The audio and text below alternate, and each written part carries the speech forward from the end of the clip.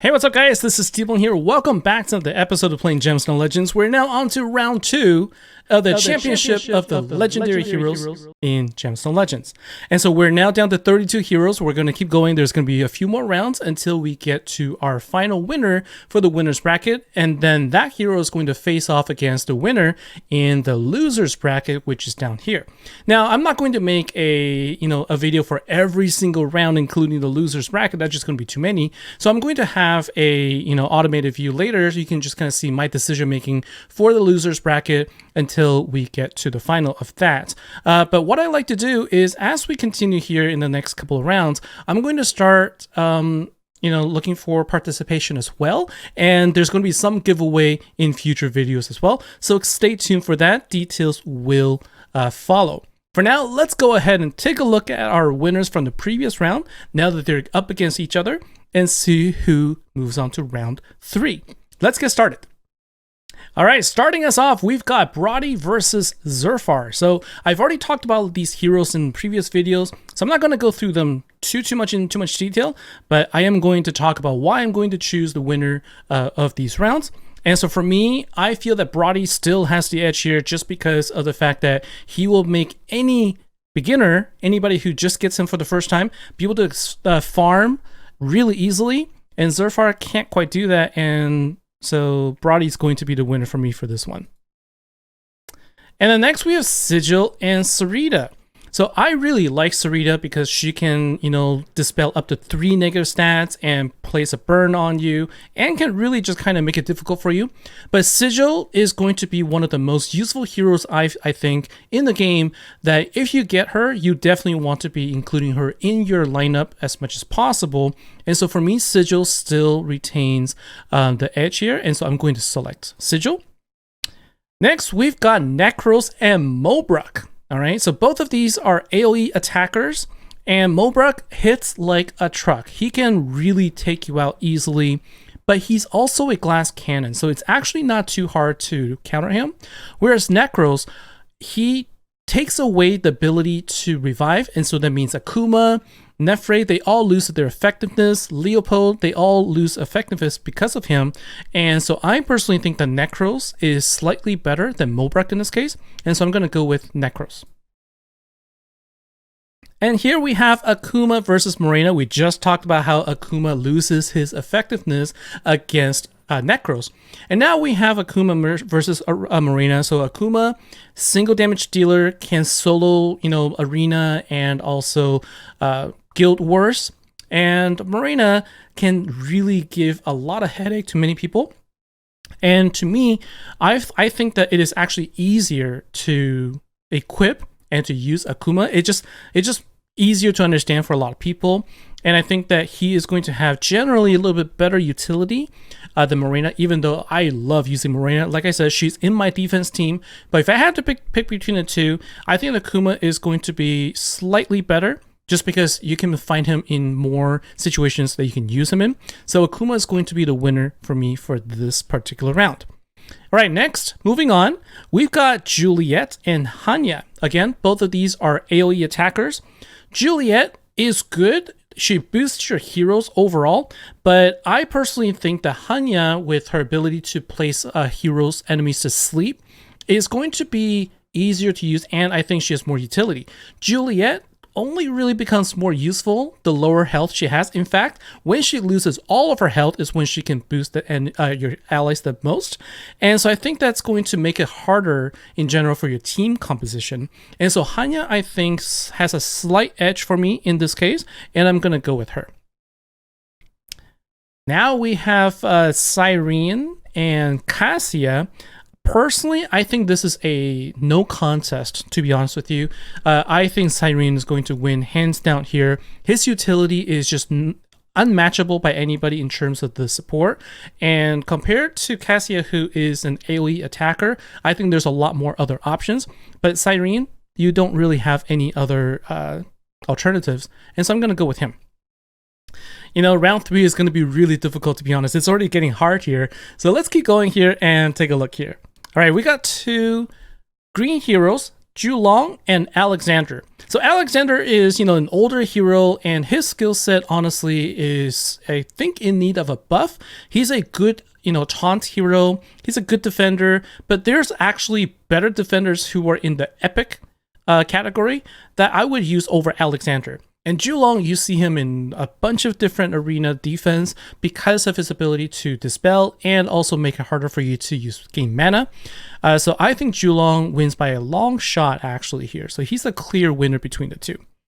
Next we have Stribog and Enkanai.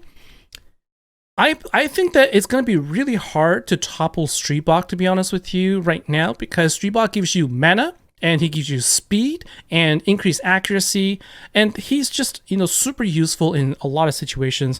And so again, compared to Enkanai, who is a defender, I think that if you were to pick between the two, I would always recommend Stribog. Plus, you can fuse him for 20 million gold, which, it is 20 million gold, but you can obtain him by just playing. So I would still stick with Stribog here.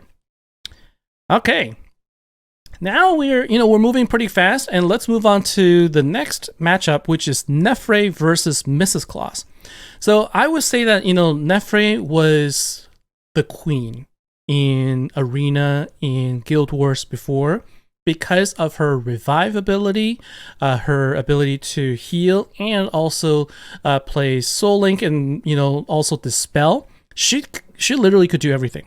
Mrs. Claus came along and works really well with Claus, decreases defense and everything and strips your positive stats.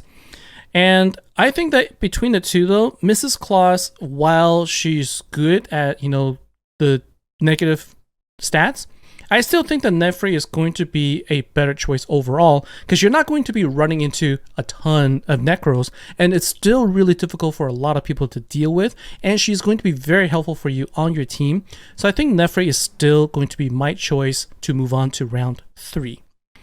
Okay, so next we've got Katsuro and Zarkon. So Katsuro is a really good damage dealer. If you can get his attack really high, you can actually go up against a lot of the blue defenders that are in Arena. Zarkon, on the other hand, is just, really easy to use. He's really speedy, he's really fast, so it's easy to build him quickly. His mana game is really good, and he will be able to do defense down and also a lot of poison. So I think that if I had to pick between the two, as much as I like Katsuro, I think that he really has a good niche. He's going to be a little bit harder to build versus Zarkon. And so I think Zarkon is going to be my choice for the next round. Next we have Freya and Arthur, both sort of like the original heroes, if you will. They're single attackers. To me, Arthur kind of loses his edge when you compare him to Freya, because Freya gives the added bonus of stun. So they can both deal quite a bit of damage. Freya is a health based hitter. Arthur is attack based. So Arthur is going to deal more damage overall in general, but Freya can stun and can stun your whole team if you can get her to attack multiple times. And so I think Freya is, in my opinion, a better choice than Arthur at this point. Next, we have Erendel and Xavier. Erendel is kind of new. He's still kind of interesting. Not a lot of people have him. And I think that his ability to, balance health is good. And I mentioned in the previous video, him having Spell Shield is really, really useful. But Xavier can do a whole lot more through his Curse and also his Dispel. Really, really useful even against the purple boss. In fact, a lot of people still use him at high level play. And so I think between these two, I still would go after Xavier. Now we have a pretty tough choice between Gabriella and Aurora. Oh man, two blue heroes. Gabriella, like I said before, an awesome damage dealer based on resistance. So it's easy to get her to be useful even at level 50. Right? Because all you have to do is get her resistance up and you can deal a lot of damage with her. And Aurora, on the other hand, is this hero that many people sought, she just really sought after. If I had to pick between the two, it's going to come down to, am I looking at, more damage or am I looking at more utility? And in this particular case, this is super hard. I think literally I can flip a coin and either of these could go on. If I had to pick between the two, I would say Gabriella generally, while she can deal a lot of damage, she's also going to be usually, because of the fact you try to get her to be so resistant, high resistance, she'll actually be easier to be taken down. So she's actually not that great as a defender either. I've seen a lot of Gabriella in the teams, and I find that she generally lacks the health to survive. Aurora actually ends up becoming a little bit harder to deal with because she can boost a lot of the attack dealers, attack-based damage dealers.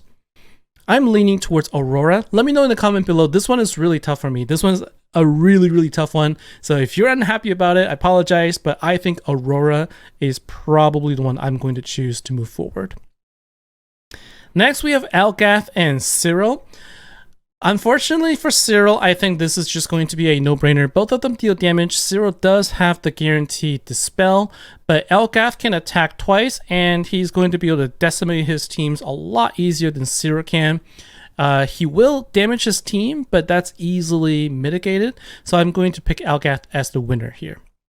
Okay, next, we have TBone versus Helika. So again, TBone, my character, so I do have, partial feelings for him. And he was intended to be a really good hero for raid bosses, right? He actually can be used in almost all the raid bosses, and he can be used to some degree in arena as well. But Helika is going to be more useful overall in the ability to heal and to provide immunity. You see her a lot in defense, in arena, and she's also used a lot against raid bosses because of her healing ability. So as much as I want to be able to use, to have TBone go forward, I think Helika does fare a bit better here, just in overall utility, and so I'm going to select Helika as the winner here. Next, we have Raven versus Esmeralda. So Esmeralda is going to be able to give you a little bit mana and give you critical damage, and she usually is built to be speedy so that she can go earlier. Now, critical damage is not a unique thing anymore. There's a lot of heroes out there that, not a lot, but there are some heroes that will also give critical damage, and I see them being used more effectively, whereas Raven can really sort of protect your whole team, heal your whole team, and I think that if we are talking support, because both of these heroes are support and both of these provide utility, I'm leaning towards Raven here more than Esmeralda. I have them both, I use them both, but I find myself using Raven way more than Esmeralda, and so Raven is going to be my choice here. And here we have the winners of round 2. Moving on to round 3. It's going to be harder now. It's definitely going to be tight. And let me know in the comment below, what you think, about the selections here. Is there one that you think should have moved on but didn't? Let me know in the comment below. Again, this is a video that is totally based on my personal opinion, and so it is not, intended to be the only truth. I love to hear your feedback on this as well. Let me know also what you think about this series. We're going to continue with round 3, and then by round 5 or maybe even round 4, I'll be letting everybody know about how you can participate and how you're going to be able to win some prizes as well. So thanks a lot for watching, everybody. Take care, and I'll see you in the next episode. Bye now.